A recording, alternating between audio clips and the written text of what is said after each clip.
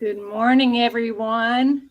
We are so glad to have you with us this morning, and welcome to the chat session lineup on the This Way Network. And we're so happy to have you. Jefferson, Rodney, and I welcome you, and we hope you'll participate and enter a few comments in there. Today, we're going to be discussing the importance of hometown connections. So I hope you're all sitting in your hometowns or the places you claim to be hometowns right now, or thinking about those places, and joining in with us in the discussion. Yeah, and Nina, before we really start, as I was thinking about today's show and thinking about my hometown, where we came from, and those roots that we have, I know it sounds cheesy, but it's sincere. I can't help but think of the people whose hometowns are in South Florida. And who were just, I don't know about you guys, but watching the footage 3,000 miles away here, I was just riveted. There's sometimes we as Americans joke about, Florida man does this, that, Florida man drives alongside, killer shark. But in all truthfulness, we've got some friends whose home roof was hit by a tree and was leaking. And there's just some terrible things going on there. And that good and the bad of hometowns is all kind of part of the package. So we just want to let our viewers and those who have loved ones in Florida, let them know that we're praying for them. And absolutely. I just read this morning that Sanibel Island is cut off completely because part of their causeway washed away. So there are small communities that no one can even get to them to get help to them. So please, let's be praying for them. Most definitely, we'll be praying for everybody there. And I have a colleague that is there at the ABC affiliate, and he is actually in the weather center, like command center. And so he's been kind of keeping me up to date. But he said the speed of the storm, like the winds have slowed, but that just kind of allowed more rain to fall. So that kind of created that surge that they are experiencing. But one of the things, I work for a radio station here in Southern California, and during these type of things, when there's an emergency, one of the things that a lot of people might not know, it is good to have a contact in another city, because oftentimes when a problem like this happens, the local phones will go down, but long distance won't go down. So if you have a means of reaching out to someone in another city and say, hey, let them know, so you could kind of coordinate. And everybody needs to have an emergency plan. When it comes down to these type of things, if they give you a warning, they really mean you need to get to higher ground. You need to have a plan in place. And I think every family needs to have a real contingency here in Southern California. Earthquakes are an issue, fires and things. So when they say clear brush, they mean clear brush. And when you start talking about things like this, storms, you need to make sure that you have a kit in your car, comfortable walking shoes, a blanket. Everybody needs to be seriously prepared. Absolutely. Yeah, and it's funny too. This all kind of spurned interesting conversations around our dinner table last night, and just remember when this disaster happened, or remember that crazy thing happened between my wife and I, because we grew up in the same town, even though we never knew one another until we were in our 20s. We experienced a lot of the same things. But for our kids, the great catastrophe that happened was a few years back. We had a citywide, or actually region-wide blackout. It was a giant power outage, and it lasted for nearly 24 hours. Nobody knew what was going to happen. They were saying it could last 72 hours. And for the San Diego area, that's really, really rare. But one thing that was super cool was that it brought our entire neighborhood together. We don't live in an area where there's like many block parties. We have certain families that are close with one another, but it brought everybody out into the street. And we have relationships today based on that blackout. And that's kind of our reference point. That's when we became friends. And so we had this. Go ahead. Sorry. No, I'm just saying that, tying back to kind of our theme for today, which is the importance of hometowns. I think that kind of weaves it back in there. We had the same sort of experience here back in 2011. We had several tornadoes in the county, and the whole state experienced over 170 tornadoes in 1 2-day period. Mm-hmm. And it was barely 2 days. It was more like 36 hours. The whole county, the entire county was without power, most of them for 3 days. For where we lived, it was up to 6 days. We were 6 days without power. And, nobody, we were all losing whatever we had in our freezers. And so the neighbors decided to pool their resources. So we opened up our freezer and we were taking out steaks and, things like that. And lighting up the grills. We brought all the grills over to our driveway and everybody brought camp chairs. Mm-hmm. One person had a fire pit they dragged over and it was terrific. My kids loved it. And just before the tornadoes hit, I had been preparing to go to my cousin's up in Tennessee. He has a native plant nursery and he has a festival every year. And we always baked cookies to take up there for the guests. So I had 400 cookies that I had baked. And now no place to take them, nothing I could do. So we're feeding them to the neighbors. There was a curfew. And one night we're all sitting out on our driveway and the police come by. And they stopped and they said, there's a curfew, right? And we said, yeah, but we're on our own driveway. We've got cookies. So we thought, Right. They were like, well, technically you're supposed to be in your house. And we said, oh, okay. Wow. Have a cookie? And they took cookies and they said, we weren't here. I said, nice. Oh, thank you for that. The power of cookies. After that, we were all going to bed anyway, but it was great. One neighbor did breakfast every morning because that's what they had. They had pancake mix and really cook it on. We usually did dinner because we had all this meat in our freezer. So our kids still remember that and think that was awesome. When you start talking about hometown connections, it's really about having a trust factor. Also, too, in any type of emergency situation, sometimes things happen and you can't. Maybe your child or daughter or someone is across town and they can't get home. It's impassable. You just can't go. You need to have connections where if you said, hey, so-and-so, can you pick up my kid? Can my kid stay with you? You need to be able to have that trust with someone. And it's so hard nowadays because people are slightly a little strange, as you know.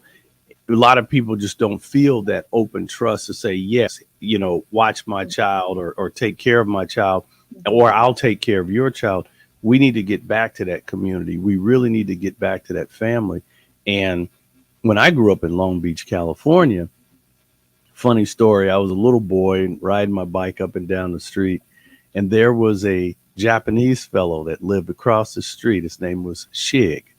And Shig one day had this, it looked like a triangle next to his house. And I was like, what is this triangle?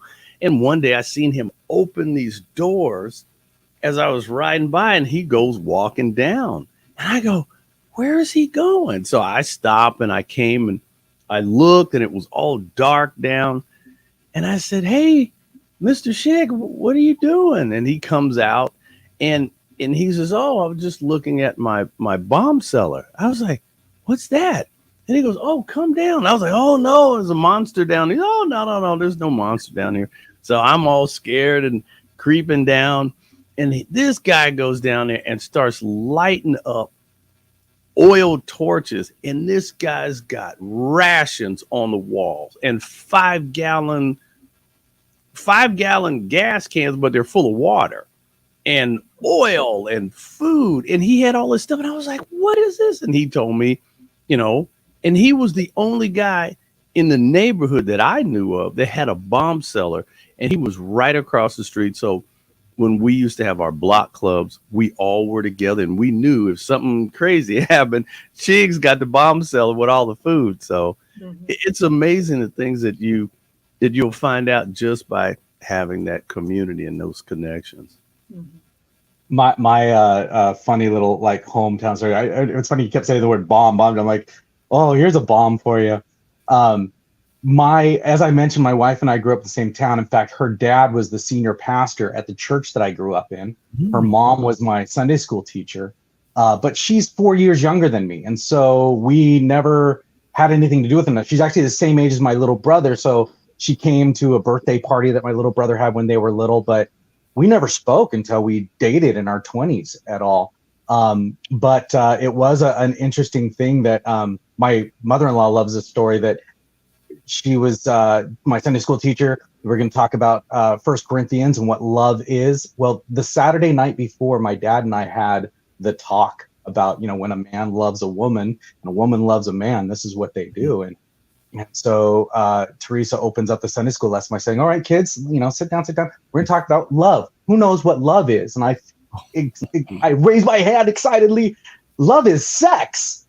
Oh, so my parents got pulled out of church, and and then you flash forward decades later, and I'm talking to my father-in-law at this very stressful for me breakfast, and I said, sir, I really love your daughter, and I'd like to marry her. And he goes, I know about you, and then your definition of love. And I, no, not like that.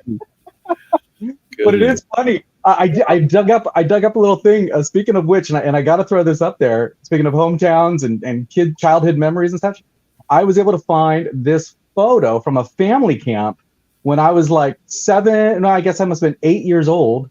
That's little me on my Pirates hat from Little League, and right behind me, above me, is my wife and her family. And these are actually and kids all around, so we still are in contact with. But that's my wife in my first engagement photo. There you go. You're little kids at family camp, and just how crazy it is that I can get rid of that so that we could go back to us. But how crazy it is that our hometowns can make a deeper, defining impact on our lives than we ever have a clue about, right? Mm-hmm. Yeah. Excuse me. I was just thinking about, excuse me, the This Way founder, Michael. Mm-hmm. And Michael had moved away from his hometown. He was living in California, but his hometown was, y'all remember? Oh, Minnesota, right? No, Arizona. No, Arizona. That's right. Yeah, that's right. How did I know? So, and in particular, Maricopa. Oh, wow. There you go. So, and when a lot of things began to happen, shortly after the people voting, picking process, Michael was interested in what was going on in his hometown of Maricopa. So he, started pulling in his resources and sometimes going back there to find out. And he started a channel, Sweet Home Maricopa, and it just kind of blew up from there because so many people across the country were interested. They saw the name Maricopa and they said, that's what we want to know about. We want to know what's going on in Maricopa. I remember when that first went down, I had just heard it on the radio, Maricopa, and I didn't even understand what was going on yet. I knew they were talking about the current events, and all I kept thinking, for whatever, because it was kind of off in the distance, I thought it was somebody saying mea culpa. And I'm like, oh, somebody's taking responsibility for this? This is great. Wow. If only. Yeah. Well, that's Michael's hometown. So Jefferson, where is your hometown? I actually grew up in a little mobile home in Cucamonga, which anybody who knows Cucamonga, they watch Bugs Bunny cartoons growing up in the 60s and 70s. But no, it was a real place. It still is a real place. Yeah. And in fact, when I grew up, there was a street called Hermosa, and we grew up in this little mobile home that was here. And then when my parents grew a little bit more fluent when I was in high school, we moved on Hermosa to a home here. And then I moved out to my first apartment, which was on Hermosa up here. And then we lost a roommate, so we couldn't afford that one. So we had to move to another apartment, which was to a apartment down here on Hermosa. When I finally moved away for college, or to go to a different college, I was like, I'm never going back to Cucamonga, much less I'm never going back to Hermosa. And then I met my bride-to-be, and she had just bought a house a block and a half off of Hermosa. Wow. Now, it's funny you should say that, because when my boys were little, for about 11 years, I lived on a street called Hermosa. Or here in Southern California, it's Hermosa. Oh, well, Wow. we're Southerners. That's crazy. We call it that. We butcher everything. Small world. So how about you, Rodney? Where's hometown for you? Hometown for me was Long Beach, California. That's where I was born. BC. Now, wait a minute. I remember you telling me you grew up in North Carolina, didn't you? Well, no, I was born in California, but my folks retired to North Carolina. So when they moved, so I moved when I think I was right around 11. Yeah, no, 12. I was 12 years old when we moved to 11 and a half when we moved to North Carolina. So having that experience and going from being a city boy to experience the country life and hearing crickets. And I was like, what's that? What is that noise? And I was like, that's crickets, Rodney, crickets. And I was like, really? That's kind of creepy. So anyway, but got used to it. And yeah. So I hear is crickets. Yeah, it's kind of, yeah. But turned around after college and all that, after high school, came back to California and been here ever since, but trying to keep the wheels turning, you know. So do you still have connections back in North Carolina? Where in North Carolina were you? Outside of Greensboro, North Carolina. They have actually the biggest thing I would say would probably be the Greater Greensboro Golf Open. And so that's where they have the GGO. It's a big golf tournament. It's one of the PGA Tour things. And so, still in contact with a lot of my high school friends, and they, we're all on social media and they keep me posted and having a good, thank you, Gladys. And so, but other than that, yes, still in contact with people here. And then my older brother had buddies. And so we're still in contact with Long Beach guys. And so whoever we can keep connected, we do. Yeah. Well, I noticed we're kind of starting to get into the latter half of the show. And I know we've got a special guest coming on. So I want to make sure we leave time for our special guest. Pardon me for changing the subject. So, let's bring the special guest on and see what insights they might have into all this. Well, there's our special guest. We're not seeing anything, so we don't really know who that is. She played peekaboo. A brief picture for a minute there, and there's what? Wait a minute, Rodney. You're reacting. North Carolina. This That's Rhonda. How the heck do you know Rhonda? A small world. This is crazy. And this is your life, Rodney Allen Rippy. What the heck? Wait a minute. How does Rhonda get involved? This is my old high school classmate. How did this happen? Well, Rhonda is actually a friend of mine, an affiliate in the business I'm in. Oh. And so when Rhonda saw this show, one of our shows, she sent me a screenshot and said, Nina, is this you? And I said, well, that's me. And she said, I went to school with Rodney. And we said, okay, we got to get you on the show as a surprise. I have to tell you, when I first moved to North Carolina, I'm a guy, I don't know anybody, no one. I really didn't. Rhonda sat next to me and we became friends. She was one of my first friends that I made when I moved to North Carolina, leaving Hollywood and all the glitz and glamour and all that good stuff. But when I moved to North Carolina, I became friends with Rhonda. Matter of fact, I can go dig out my high school class book, which I have right here. And I have, it was a small world. I've got your signature in my book too. That's right. It's probably worth a little more than mine.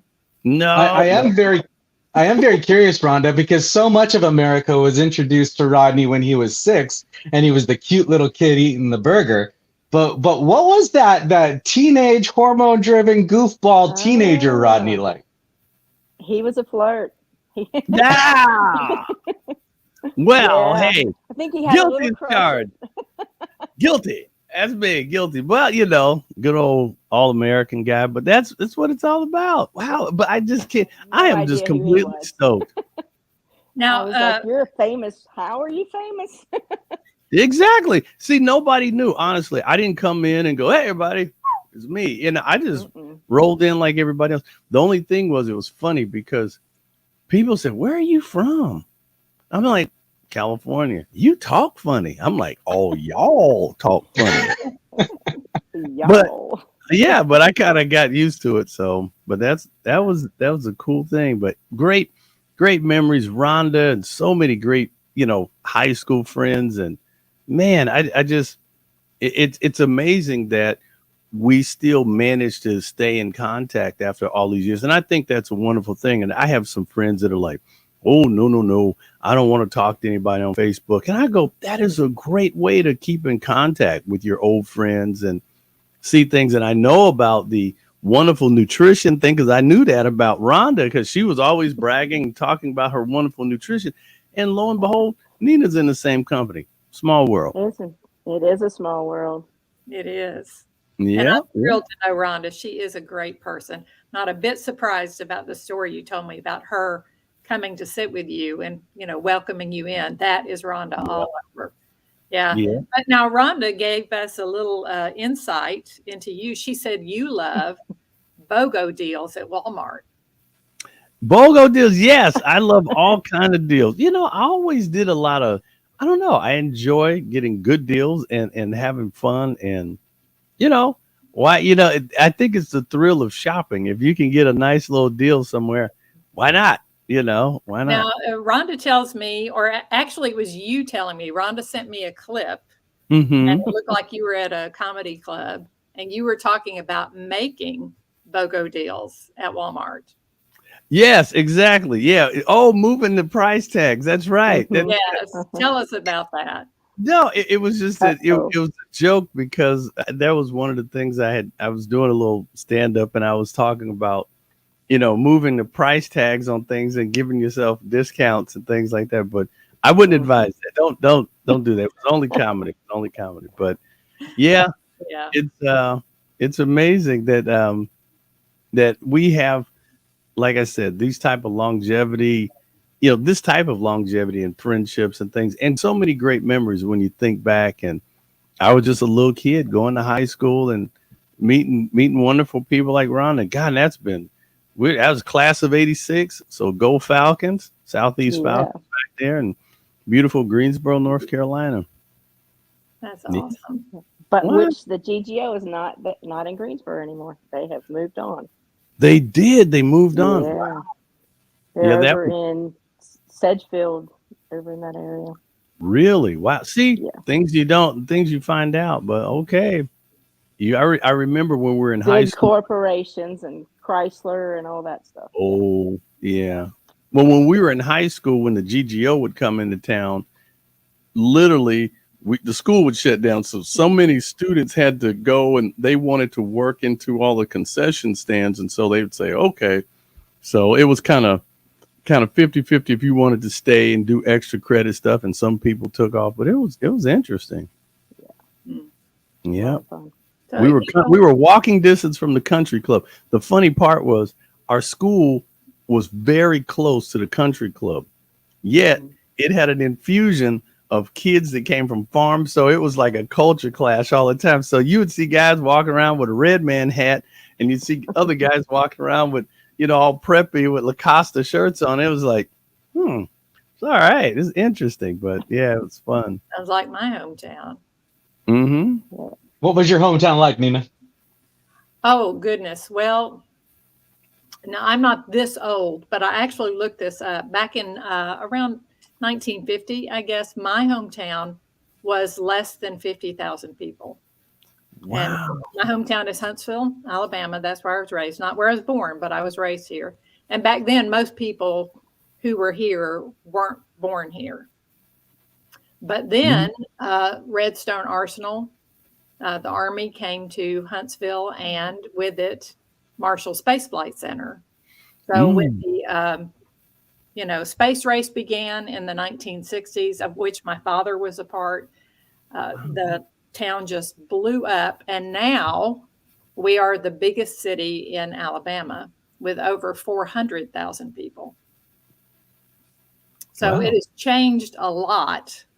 But growing up back then, it was getting bigger. Yes, we were all part of that excitement of the space race and knowing that our fathers and mothers were doing something that seemed very important to the nation. We had a little bit of hometown pride in that.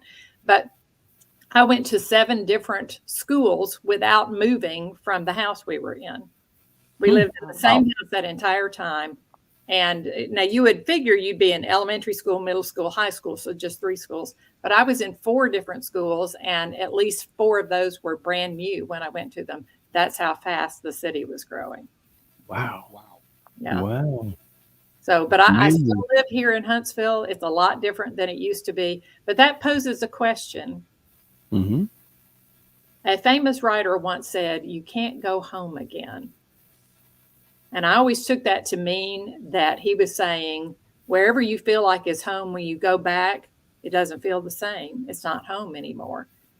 And in a way, that's true in Huntsville. But because I've been here all this time, it still feels like home to me because I've changed with it, adapted with it.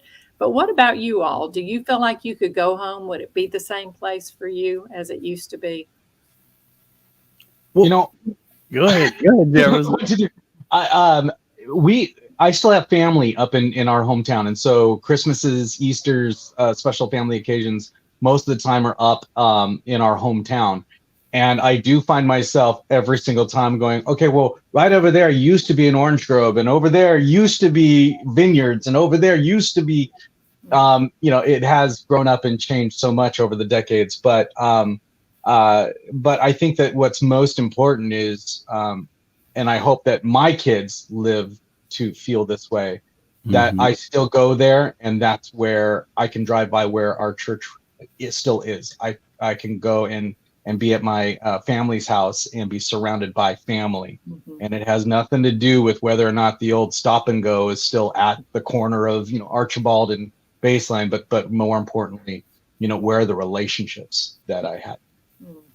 Nina, you were talking about, the guy said you can never go home. I think, in my interpretation, would be you never left, because home is where it all began. A lot of times you put such deep roots. My roots really go here to Long Beach, California, but I had a second set of root in North Carolina. So whenever I go home, I know the streets, I know the whole ebbs and flows of everything, and I feel comfortable, be it in Southern California or North Carolina. So it's where your heart's at, where your family's at, and where the great memories are. How about you, Rhonda? Are you still in your hometown that you I'm within an hour of there, and it's true. I know the streets are changing, but it's still the base of that little area where our school was and where we grew up there. I've been in Greensboro since 3rd grade, so that's pretty much all I know. And it's changing, it's growing, but it still has that same hometown feeling for me. Even though they've added to the school, and the school, I couldn't believe how big everything was, a new gym and everything. So, I think feeling like we have a hometown, a place where we feel comfortable, where we feel like we know the lay of the land, the people, most of the people know us, the people that matter to us know us. I think it gives us that sense of well-being, that God is in control and all is right with the world. But we all have a home in heaven. True. We haven't gone to yet. And yet that is truly home. That's where we were always meant to be. We aren't citizens here. Yeah. And we hope we have the keys. You just got to have the keys to get in. That's the only problem. There's a home there. You just got to have the keys. Yeah, that's right. Yeah, make sure you get them keys. Yeah. Well, and so much of that too. Like we have some dear friends who, them and their kids grew up here in the San Diego area, and they just moved halfway across the country, and their kids are now have their own lives, Colorado and all over the place, and so they're kind of battling with this: is where is home? And they've really come to realize that yes, home is where the people are, not necessarily where the city streets are. If you are fortunate enough to blend all that together, and we talked about this at the beginning of the show, where then we also have that community, we have that neighborhood, we have those familiar faces, we have people like Rhonda, where you just instantly see their face and you're taken back, and there's that comfort, that knowledge that you're safe. Yeah, that is what it's all about. Am I right? Well, we have 1 minute left, and we just want to thank all of our viewers out there.